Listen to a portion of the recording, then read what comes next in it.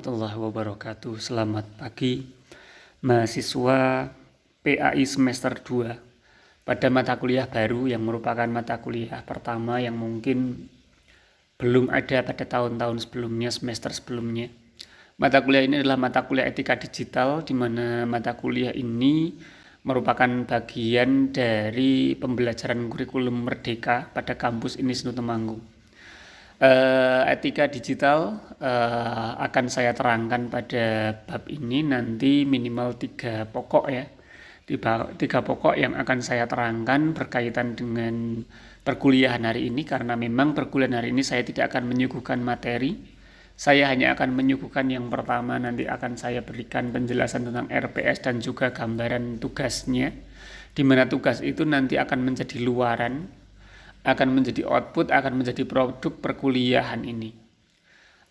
Ini akan menjadi tugas UAS ya, ujian akhir semester. Jadi ujian akhir semester itu nanti saya berikan gambaran itu apa yang akan kalian buat nanti. Yang kedua nanti tentang sistem perkuliahan kita, metodenya seperti apa, yang akan saya sesuaikan dengan aturan kampus juga. Sistem mulai pertemuan, lalu caranya bagaimana, medianya seperti apa, nanti akan saya terangkan. Yang terakhir nanti akan saya terangkan juga tentang sistem penilaian perkuliahan kita. Yang pertama tentang RPS. RPS untuk etika digital nanti saya berikan kopiannya, filenya, berikut dengan referensi dan file-file mungkin yang diperlukan saya berikan di grup nanti. Jadi untuk mata kuliah ini secara garis besar, mata kuliah ini tuh nanti membahas mengenai beberapa pokok utama yang berkaitan dengan bagaimana kita bersikap di ruang digital, yang mencakup etika atau literasi digital, yang mencakup juga nanti berkaitan dengan netiquette atau etika berinternet, mencakup juga tentang konten-konten negatif yang beredar di media digital, lalu cara berinteraksi di media digital, di ruang digital, bertransaksi di ruang digital, dan terakhir nanti kita bandingkan antara digitalisasi dengan disrupsi atau ketercerabutan nilai-nilai kemanusiaan.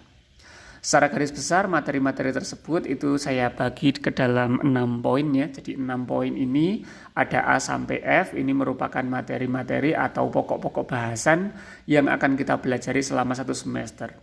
Dari 6 pokok ini saya bagi menjadi 14 pertemuan. Pertemuan pertama adalah hari ini yang saya membahas tentang RPS dan sistem perkuliahan. Sedangkan pertemuan akhir, pertemuan ke-14 sengaja saya kosongkan untuk jaga-jaga nanti kalau ada misalnya materi yang belum tersampaikan.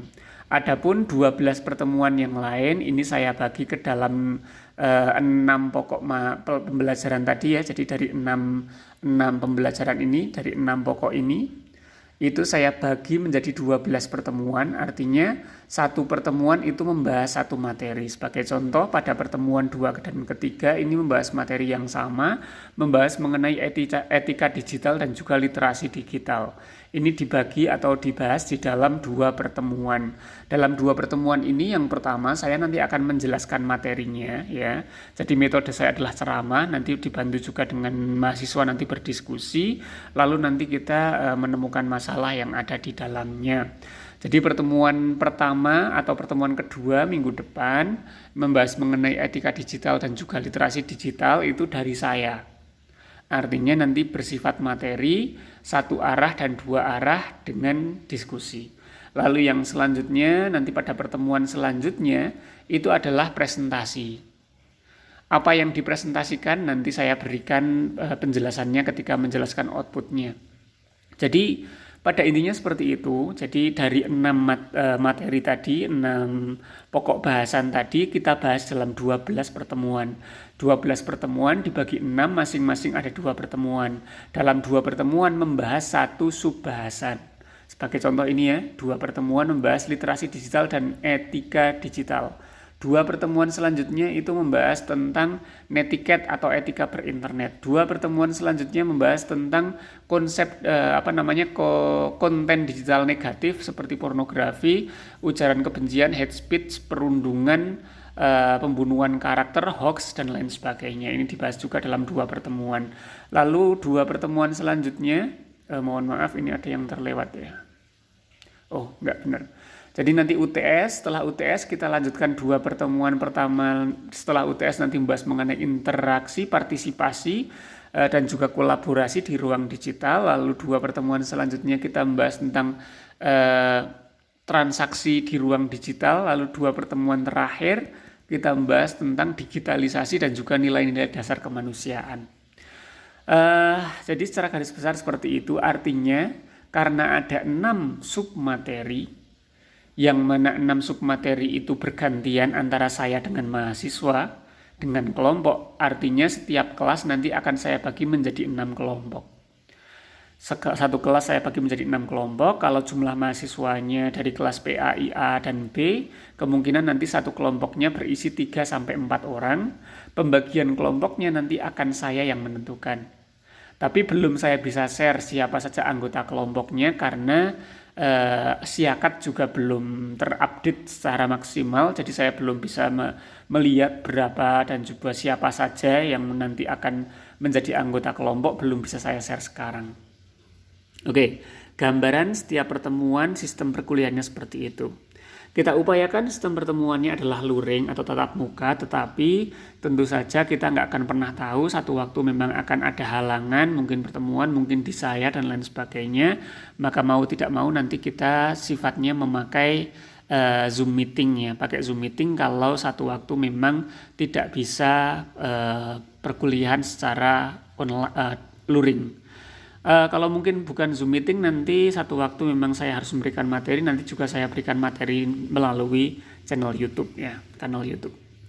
Yang selanjutnya mengenai penilaian nanti terakhir ya. Mengenai tugasnya dulu, saya berikan gambaran. Ini tugasnya secara garis besar. Nanti saya harapkan dari tugasnya itu intinya tugasnya itu hanya satu tok dalam mata kuliah ini. Jadi Anda bikin satu artikel.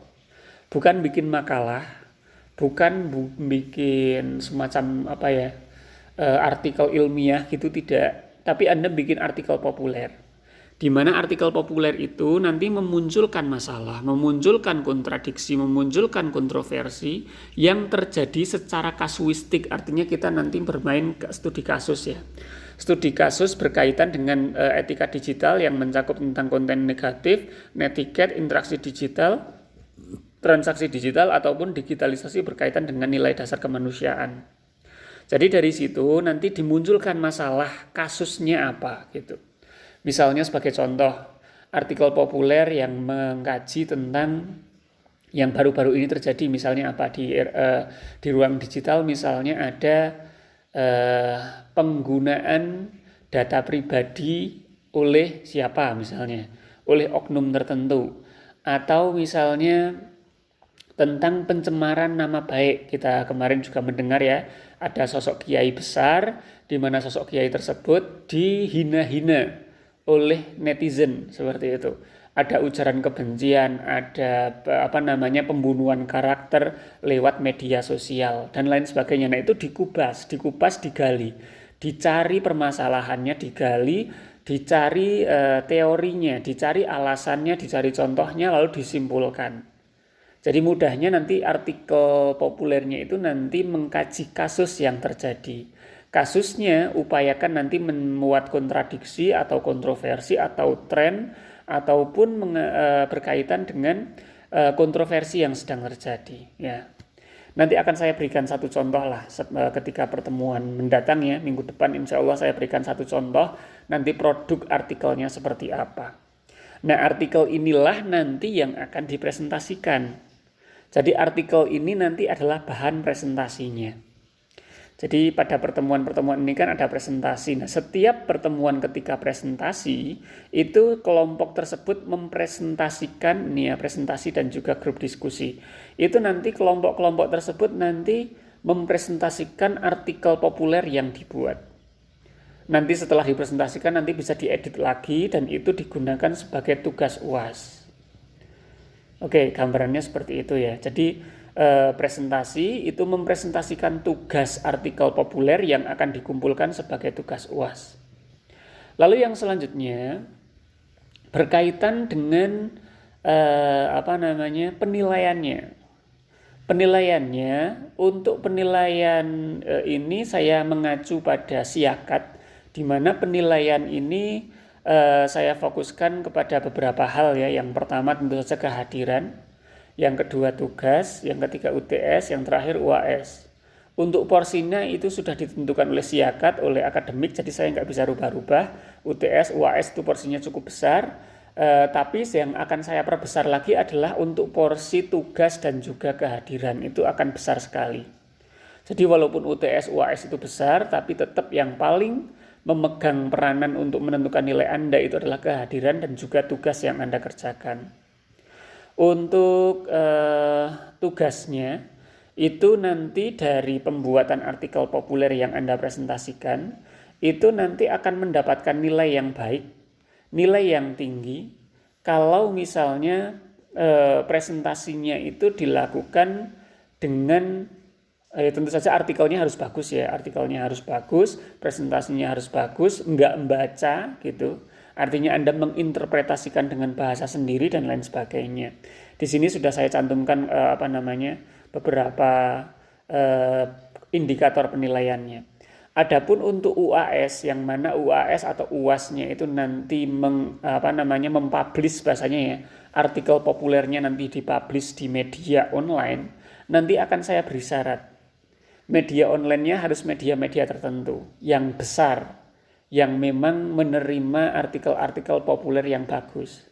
Seperti halnya misalnya Suara Merdeka atau Kompas atau mungkin detik.com atau jadi nggak boleh masuk ke artikel yang ecek-ecek, nggak boleh. Harus yang levelnya bagus. Mudahnya media digital levelnya itu nasional, bukan lokal.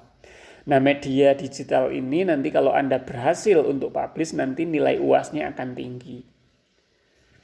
Oke, gambarannya seperti itu untuk sistem perkuliahannya. Lalu untuk memberikan gambaran, Pak, nanti yang akan dibahas seperti apa, ini kan sudah saya terangkan ya materi-materinya. Lalu kalau ada yang bertanya, Pak, saya pengen baca-baca dulu. Saya pengen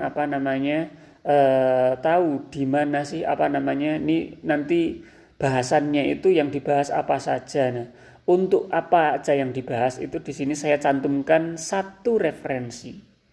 Ini yang menulis Frida Kusumawati et al. Artinya banyak sekali yang menulis, yang mana ini diterbitkan oleh Kominfo. Ini bukan buku, tapi ini adalah modul. Modul yang bukan saya yang bikin, karena memang materi ini materi baru yang saya juga baru belajar. Ini pun saya katakan untuk mencari referensinya ini sangat sulit. Anda kalau mau mencari buku mata kuliah etika digital, saya yakin saat ini mungkin masih sangat jarang sekali. Jadi referensi kita itu adalah apa yang terjadi di masyarakat. Referensi kita mungkin adalah artikel-artikel jurnal, artikel populer, bahkan mungkin video YouTube, bahkan mungkin artikel internet. Karena memang untuk referensi etika digital itu belum banyak yang publish. Maka dari itu nanti kita juga ikut memberikan sumbangsih ya untuk memberikan referensi etika digital melalui artikel populer. Tapi kalau secara garis besar apa yang akan dibahas ya 6 pokok tadi, 6 subbab tadi ya. Ada mulai dari etiket, konten negatif dan lain sebagainya, itu yang dibahas. Kalau Anda ingin baca-baca dulu modulnya ini, nanti referensinya akan saya cantumkan, akan saya share di grup WA. Saya kira itu untuk perkuliahan kali ini. Saya tidak memberikan materi sama sekali. Anda bisa baca-baca modulnya dulu untuk memberikan gambaran kira-kira materinya itu seperti apa. Kurang lebihnya mohon maaf, saya cukupkan sekian. Assalamualaikum warahmatullahi wabarakatuh.